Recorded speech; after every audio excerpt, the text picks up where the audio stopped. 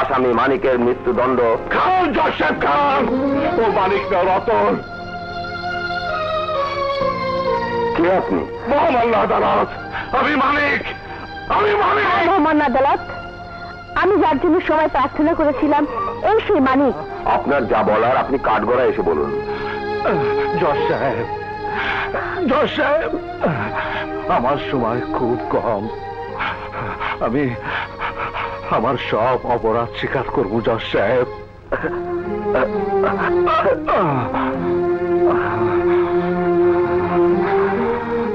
জজ সাহেব, আমার ভাই রতনের বেকসুর খালাস করে দেন।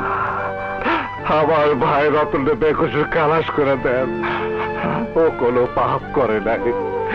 পাপ করছি আমি। জজ সাহেব, আপনি আমার ফাঁসি দেন। তার আগে আমার একটা কথা আছে জজ সাহেব। একটা কথা জজ সাহেব, একটা কথা। বলুন। কেন আমি খুনি হইলাম জজ সাহেব? জবাব দেন। কেন আমি খুনি হইলাম? আমি কেন 10টা সাধারণ মানুষের মতো জীবন কাটাতে পারলাম না? কেন আমি মায়ের মমতা, বাপের স্নেহ, ভাই বোনের ভালোবাসায় জীবনে পাইলাম না?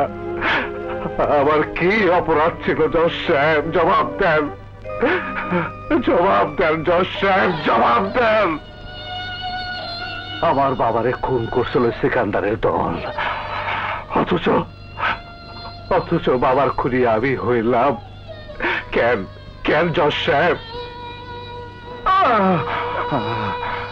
আমার মা আমারে খুনি বলে ঘৃণা কইরা, স্নেহ মমতার দরজা বন্ধ কইরা অমানুষের দলে আমারে ঠেলা দিছিল।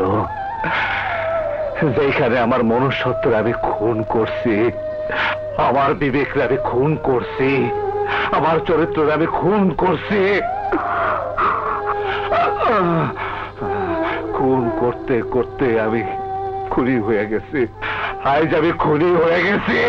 আজ আমি খুনি হয়ে গেছি। জজ সাহেব, আমার কি দোষ, কি অপরাধ ছিল আমার? জবাব দেন জজ সাহেব, আপনি জবাব দেন, জবাব দেন।